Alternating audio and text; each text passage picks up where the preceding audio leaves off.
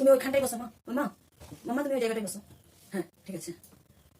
এই যে একটু শুনুন না, এই যে একটু অর্ডার দেবো। আচ্ছা এই মেনু কার্ডটা দেখতে পারি? আচ্ছা আচ্ছা মামা তুমি ওখানে বসো। এদিকে বসবে? আচ্ছা ঠিক আছে বসো, চুপ করে বসো। হ্যাঁ ঠিক আছে। আরে বাবা দাঁড়াও না, দেখছি তো, অসহ্য একদম।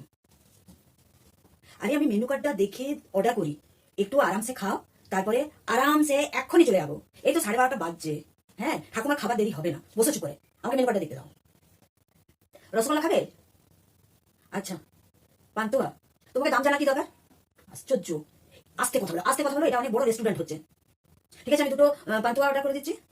মামা এটা অনেক বড় রেস্টুরেন্ট, এখানে 200 টাকার নিচে কিছু নাই। বসো শান্ত হয়ে বসো মামা প্লিজ। এখানে বসবো, এখানে বসবো।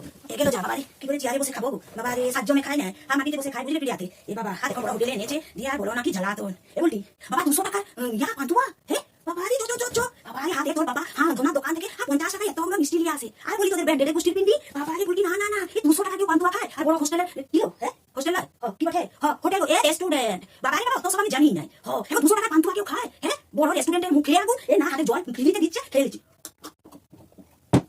বাবা বুকা জুয়ানো, এই পূজা দিতে আগে সংসারের মঙ্গলের জন্য 200 টাকা দুটো পান্তুয়া খেলে তোর বাবার মঙ্গলের থেকে মঙ্গলের একদম খাবো